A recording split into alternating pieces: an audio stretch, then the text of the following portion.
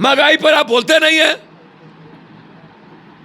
हिंदू मियाँ कुरान, रामायण, गीता। अनुभवी आंखें सच दिखाते हैं, छुपाते नहीं। देख रहे हैं अनुभवी आंखें और मैं हूं आपके साथ चंचल कुमार। इस वक्त हम मधेपुरा में हैं और मधेपुरा का यह खुर्दा आवास है। इस वक्त हम हैं मधेपुरा के पूर्व सांसद जाप सुप्रीमो राजेश रंजन पप्पू यादव के आवास पर। कही जाती है जहां पप्पू यादव बैठते हैं वहां सभाएं लग जाती है और जनता की जो मूलभूत समस्या होती है उनको जनता संवाद के दौरान वो उनसे बातचीत करते हैं और तमाम बिंदुओं पर बातचीत कर उनके समस्याओं का समाधान करते हैं। लेकिन इस वक्त हम आए हुए हैं उनके आवास पर और जानने की कोशिश करेंगे कि जिस तरह से लगातार सरकार के द्वारा विपक्षियों पर विभिन्न तरह के जो शिकंजे कस रहे हैं, देश की जो मूलभूत समस्याएं हैं, बेरोजगारी का हो, महंगाई हो, विभिन्न तरह की समस्या हैं, लेकिन इनके बावजूद जो है देश में विपक्षियों पर विभिन्न तरीके के शिकंजे कसने की बात की जा रही है। बीते दिनों यदि बात करें तो राहुल गांधी की सदस्यता खत्म है, उस पर जो जाप सुप्रीमो और पूर्व सांसद मधेपुरा राजेश रंजन की क्या प्रतिक्रिया है जानते हैं। सर, एक लोकतंत्र में इस तरह की हो रही है, लगातार सरकार विपक्षियों पर विभिन्न तरह की शिकंजे कस रही है और राहुल गांधी पे जो किया गया कार्रवाई, इसको किस रूप से मधेपुरा पूर्व सांसद देखती है? देखिए, एक बात समझिए, पहले स्वस्थ लोकतांत्रिक परंपरा थी। हम विचारों के आधार पर राजनीति का मूल्यांकन करते थे। कोई निजी हमले नहीं होते थे। समाज की आवाज़ इतने कमज़ोर नहीं हो गई थी। हमेशा से याद कीजिए नागा अर्जुन का वो लाइन, जब संसद और विधानसभा गूंगी और बहरी हो जाए तो जनता को आवाज़ देनी पड़ती है। हमें तो समझ में नहीं आता है कि मुझको यदि याद आता है हास्य कवि का कितना कटु आलोचना कभी दुनिया में हुआ करता था। दुनिया के राजनेताओं पर कितनी आलोचनाएं होता था, लेकिन कभी भी पर्सनल और पॉलिटिकल वेंडेटा को कभी नहीं लिया गया। आप नेहरू जी के काल को और अटल जी को भी लीजिए। इंदिरा जी के समय में क्या क्या नहीं कहा गया, इंदिरा जी के बारे में क्या आलोचना नहीं हुई, कभी पर्सनल वेंडेटा नहीं हुआ। अडवाणी जी, अटल जी, मनमोहन सिंह जी के समय में क्या क्या शब्दावली का प्रयोग नहीं हुआ। मनमोहन सिंह को क्या नहीं मोहनी बाबा से लेकर के किन किन बिंदु पर नहीं कहे गए। अब तो राहुल गांधी को जनों तक पूछ दिया था। बाप कौन से पिता है, कौन गांधी पिता है, आपने राहुल गांधी के पिता तक आपने बात चर्चा की। दुनिया में कोई भी रास्ता नहीं है कि निजी जिंदगी में या किसी भी राजनीतिक वेंडेटा को अपनी ताकत का औजार बनाया जाए। पहली बार दुनिया की सबसे सशक्त विपक्ष, सशक्त परिवार और सशक्त आवाज़, और इस बात को लेकर के पूरी दुनिया चिंतित है और आश्चर्यचकित है कि एक मजबूत विपक्ष को हमेशा सम्मान दिया गया है। हमेशा एक प्रखर आवाज का रेस्पेक्ट हुआ है दुनिया में, लेकिन पहली बार विपक्षहीन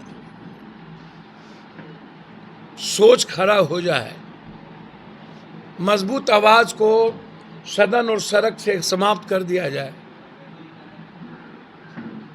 मुझे लगता है कि इतनी निरंकुश व्यक्तित्व और इतना कायर और कमजोर व्यक्तित्व जो अपने विपक्ष से डरे,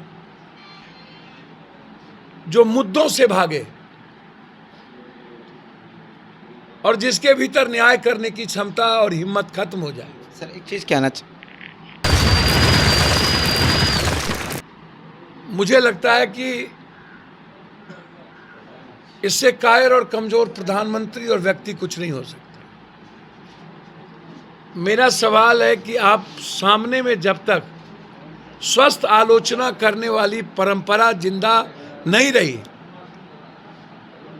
और आम आदमी की बात और आपकी गलतियों के को यदि उठाने वाला सामने में कोई मजबूत समूह नहीं रहा तो फिर आप खत्म हो जाएंगे, फिर मूल्य खत्म हो जाएगा, फिर हमारी जो सामाजिक संरचना है वो समाप्त हो जाएगी।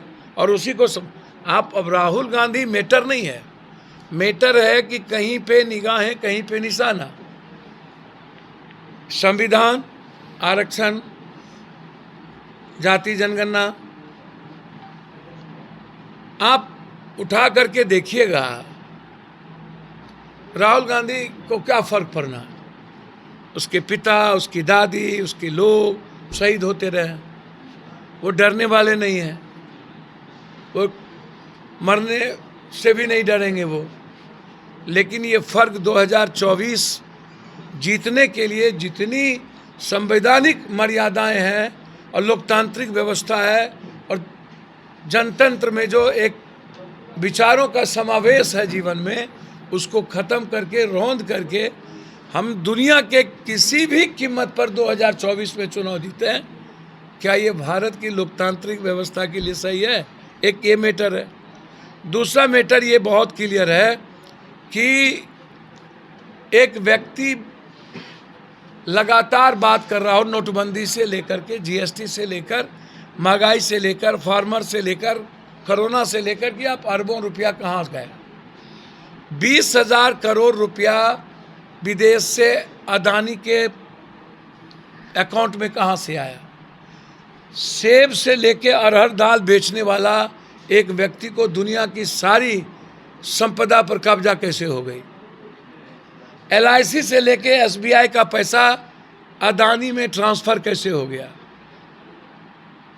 LIC एक अंतिम व्यक्ति का है ना, मरने के बाद गरीब आदमी के लिए LIC के अलावा कोई दूसरा रास्ता नहीं बचता है। और SBI जो गवर्नमेंट के पैसे हैं उसको आपने ट्रांसफर कर दिया। सवाल ये था कि आपने एक व्यक्ति के लिए सारे लाभ और फायदे की बात क्यों की। इसमें यह लगता है कि अदानी मैनेजर है और मोदी जी मालिक है। दूसरी बात, यदि आपको हिम्मत है तो आप डरते क्यों? यदि आपकी 56 इंच की सीना और ईमानदार हैं तो आप चैलेंज पप्पू यादव का विपक्ष का कबूल करिए और कहिए कि हाँ, अदानी मेरा दोस्त था, अदानी मेरा दोस्त रहेगा, अदानी मेरा दोस्त है, और अदानी यदि गलत किया है तो जेपीसी जांच करेगी। यदि जेपीसी पर भरोसा नहीं है तो मोदी जी सर्वोच्च न्यायालय पर भरोसा है ना आपको, तो सर्वोच्च न्यायालय की कमेटी से आप बना लीजिए, क्या दिक्कत है। तब तो दूध का दूध पानी का पानी हो जाएगा। अब एक व्यक्ति बात कर रहा है नीरव मोदी, तो नीरव मोदी जैन है, ललित मोदी बरवारी है।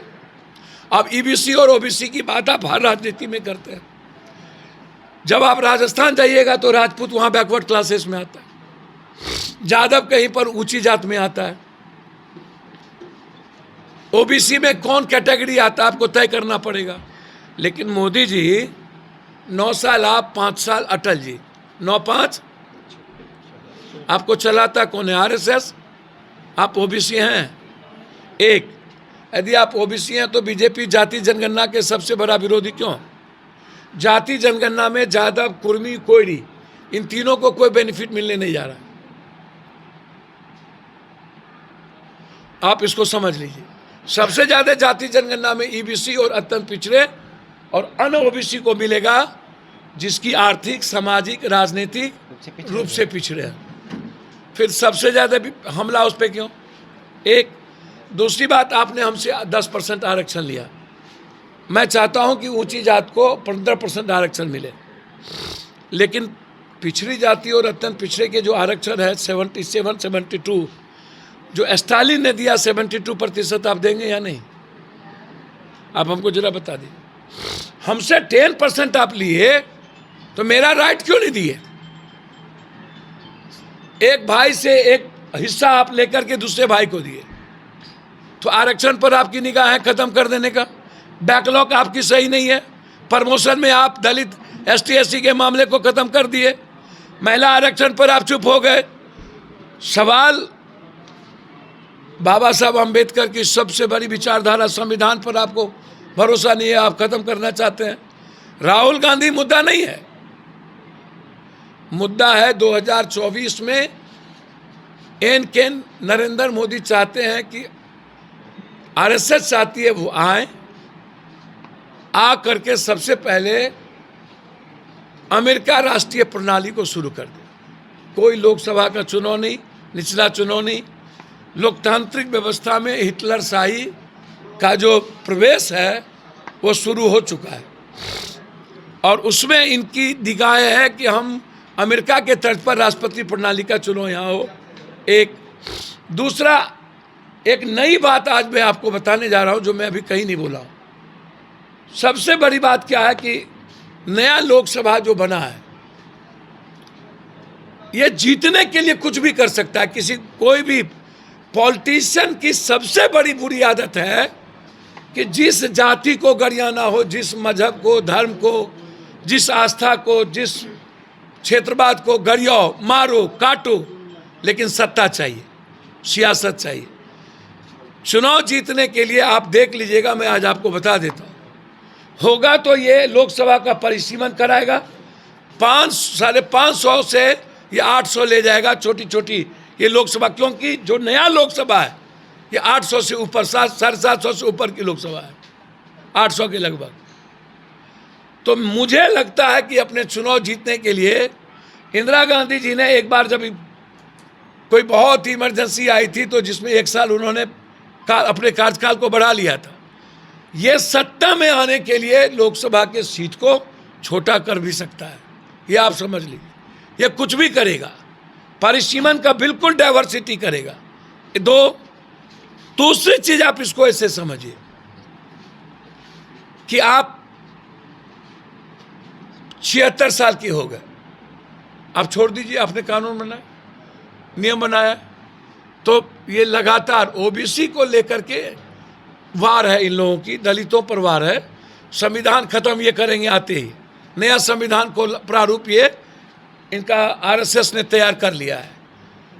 तो इसको समझने का प्रयास कीजिए कि बीजेपी में कोई ओबीसी और दलित का सवाल नहीं है। आरएसएस की जो गंदी सोच और मानसिकता है, इस कंट्री को कंप्लीट रूप से डेमोक्रेसी को खत्म करके एक हिटलर का जन्म, क्योंकि दुनिया में एक ही देश है जिसको ये लोग यह कहते हैं कि मैं, देखिए अब तो कोई भी कंट्री, ना ईसाईयत कंट्री हो सकती है, ना इस्लामिक कंट्री हो सकती है, ना कोई हिंदू कंट्री हो सकती है, ये बिल्कुल अलग है। तो इसीलिए अब राहुल गांधी का सवाल नहीं है, विपक्ष को कंप्लीट रूप से अरविंद केजरीवाल, ममता, सभी लोगों ने कह दिया कि सवाल अब ये नहीं है कि कौन पीएम बनेगा, किसकी सरकार होगी। सवाल ये है कि हमारा संविधान बचेगा या नहीं, हमारी सामाजिक ताने बाने बचेंगे या नहीं, हमारे गरीब और आम और मिडिल क्लास की जो युवाओं की जो स्थिति है उस पर हम गहरी चिंता जो हमारी है मजबूत हो पाएंगे कि नहीं। इसीलिए विपक्ष को एक होने की ज़रूरत है, उसमें नीतीश कुमार जी और तेजस्वी यादव, ये चिंता का विषय तो है। अब जब मन आता है तेजस्वी जी बोल देंगे कि ड्राइविंग सीट चाहिए। तेजस्वी जी डिप्टी सीएम रहते हुए आपको 15 घंटा बैठा के पूछ लिया, आपको लगता है 2024 में मोदी आने के बाद आप खलासी रहिएगा, चपरासी बन पाइएगा? अभी आपको 30-40 दिन में सबको ठूस देगा और मोदी आने के बाद कंप्लीट एक ही प्रणाली के साथ आरक्षण से लेकर सब कुछ को, जाति जनगणना सबको खत्म करेगा। और अरविंद से लेके उद्धव ठाकरे, ममता से लेकर के तेलंगाना के मुख्यमंत्री तक को ये जेल में ठूस देगा। तो आप किस खेत के मूली हैं? और नीतीश कुमार जी का उम्र अब 76 होगा उस पर। तो हम जरा नीतीश जी से पूछना चाहेंगे, यदि कर्पूरी लोहिया और गांधी के थॉट को लेकर के बढ़ रहे हैं तो ये चुप्पी क्यों? आप कभी कहते हैं मैं कोर्ट के में नहीं प्रवेश करता हूँ, तो मेरा सवाल है नीतीश जी कोर्ट में, तो लालू यादव पर आप कैसे बोले? इतनी बड़े संकट और परिस्थिति में आपको बोलने की हिम्मत क्यों नहीं हुई? और ये दिग्भ्रमित विचार क्यों? दूसरी चीज़, जब उनकी सदस्यता जा रही थी, कौन सा जौहरी था? बाबू भाई बुखारिया बीजेपी के मिनिस्टर, डिप्टी सीएम थे, मिनिस्टर थे नरेंद्र मोदी के साथ गुजरात में। 3 साल की सज़ा हुई। 3 साल के सज़ा के बाद उनको आपने मंत्रिमंडल से नहीं हटाया, जेल नहीं भेजा। 14 में आपने उनके केस को ख़त्म कर दिया। 5वीं चीज़, आप इसको ऐसे समझने का प्रयास कीजिए कि आप अडवाणी जी को Z+ पर आप घर दिए हुए हैं, सुब्रमण्यम स्वामी को दिए हुए हैं, 37 RSS को दिए हुए हैं, 72 लोगों को रेबड़ी के तरह सुरक्षा बांटे हैं। छोड़िए पप्पू यादव, हम ना तो 83 में बाहर से आए थे तब डरे, ना हमने कभी साला इन लोगों से भीख मांगा, ना बांटने के लिए किसी से भीख मांगा। जिस दिन पड़ेगा उस दिन नाश कर देंगे। लेकिन आप रेबड़ी की तरह सबको सुरक्षा देते हैं। कौन सा पाकिस्तान और चीन का युद्ध हो गया कि आप 18 घंटा पहले सदस्यता समाप्त कर दिए और 20 घंटा बाद आप नोटिस थमा दिए घर खाली करने का। इसी से लगता है कि मोदी जी पॉलिटिकल वेंडेटा से ग्रसित हो चुके हैं। ये 2 व्यक्ति डर चुका है। इन्हें लगता है अब अडानी पर हमला नहीं है, ये मोदी जी पर हमला है। यानी कि लोकतांत्रिक देश में जिस तरह से लगातार विपक्षों को खत्म कर रही है, जो देश की अस्थायी मुद्दा है, चाहे वो गरीबी का हो, महंगाई का हो, बेरोजगारी का, उन तमाम चीज़ों से नज़र हटकाकर 2024 के चुनाव के लिए तमाम हटकंडे सरकार अपना रही है। इस पर पप्पू यादव जो है किस तरीके से देखिए, जो जनमिन, चूँकि जनता के काफ़ी करीब रहती है, कई सांसद अपने क्षेत्र में नहीं रहते हैं, लेकिन पप्पू यादव क्षेत्र में कोई नहीं रहता, कोई मतलब है, कोई मुख्यमंत्री, कोई PM किसी से मिलता है, अपने बातों पर अडिग है, रोजगार का कोई मुद्दा है, किसान 900 मर गए, उसके बाद क्या हुआ? मंडी और बाजार कहाँ चली गई? खाद कहाँ चला गया? यूरिया पोटास कहाँ चला गया? हमको बाजार नहीं मिलता है, हमको कीमत नहीं मिलती है, कृषि को उद्योग का दर्जा नहीं है। सबसे ज़्यादा तो आपने फार्मर्स को मारा, और उसके बाद मजदूरों का क्या हाल है? अपने मजदूरी 1,32,00,000 मजदूर यहाँ से पलायन कर गया। जो बकवास बात की लोग करते हैं, रोजगार आप एक फैक्ट्री नया नहीं ले पाए, आपकी इकोनॉमी गायब हो गई, नाइजीरिया से ज़्यादा गरीब हो गए, बांग्लादेश पाकिस्तान से ज़्यादा आपके यहाँ आत्महत्या है, पर कैपिटा GDP आपकी, पर कैपिटा इनकम 6,000 रुपया, 6,000 रुपया में कौन इंसान जिएगा भाई? 1000 साल पहले क्या हुआ मेरे भारत में, उसको लेके आज दौड़ रहे हैं। आज जरूरत है आर्थिक आज़ादी की, तो बात कर रहे हैं साला हिंदू मियाँ की, बात कर रहे हैं मंदिर मस्जिद की, बात कर रहे हैं छोटका बड़का की। ये मैटर है क्या? मैटर है आर्थिक, मैटर है नौकरी, मैटर है एजुकेशन, मैटर है हेल्थ, मैटर है फार्मर, मैटर है इम्प्लायमेंटेशन, मैटर है पीस, मैटर है कंप्लीट रूप से जस्टिस, और हम यहाँ बांट रहे हैं। तो ये मुद्दे को कंप्लीट डाइवर्सिट करने के लिए ये हमेशा नया नई बात लाते रहता है, इसको आप समझ लीजिए। इसलिए लड़ाई पानी सर से ऊपर जा चुका है, या मरो या लड़ो। तो सर 24 दिसंबर बाबा साहब अम्बेडकर के बाद मोदी जी को नाक से चना न चबवा दिए। हम और लोग नहीं हैं, हम ना आपके ED CBI IB से डरते हैं, ना आपके अडानी से। हम और नेता नहीं है कि पॉर्न देख रहे हैं हम, और हमको छौरी पैसा नहीं चाहिए कि मोदी हमको डरा देगा, समझे? और हम जात पात नहीं करते हैं, ना हमको हिंदू मियाँ से फुर्सत है, कोई मतलब है। इसीलिए एक लड़ाई 14 दिसंबर से शुरू करेंगे, बाबा साहब अम्बेडकर की जयंती से। और डेमोक्रेसी को सेव करने के लिए केंद्र की जितनी एजेंसी, बिहार और रेलवे होगी, हमारे लिए चैलेंज होगा, या तो मारो या तो लड़ो। ये पप्पू यादव का आगाज है 14 दिसंबर से, ये 14 अप्रैल। 14 अप्रैल से। हाँ, हमारे साथ थे जाप सुप्रीमो मधेपुरा पूर्व सांसद राजेश रंजन पप्पू यादव, जिन्होंने बड़ी बेबाकी से कहा कि देश की जो वास्तविकता समस्या है, जो देश को चाहिए, उन तमाम चीज़ों से भटकाकर विपक्षियों पर लगातार शिकंजा कसने की तैयारी की जा रही है, लोकतंत्र पर प्रहार किए जा रहे हैं, लोकतंत्र को खत्म करने की तैयारी में जुटी है। इन तमाम बिंदुओं पर अपनी बातों को बेबाकी के साथ रखा। आप इस वीडियो और प्रयास के बारे में क्या कुछ कहते हैं, प्रतिक्रिया जरूर दें। तब तक के लिए बने रहे और देखते रहे मधेपुरा से अनुभवी आंखें के लिए ब्यूरो रिपोर्ट चंचल कुमार। तो आज के लिए इतना ही। हमारे साथ बने रहिए और खुद को रखें अपडेट। तो देखते रहे अनुभवी आंखें न्यूज। और हाँ, पढ़िए भी अनुभवी आंखें अखबार। हमारे वॉलंटियर सदस्य बनिए और आधार कार्ड, वोटर कार्ड की फोटो कॉपी भेजते हुए हमें इस नंबर पर कॉल कीजिए 8826227802। लाइक और सब्सक्राइब करना ना भूलें दोस्तों।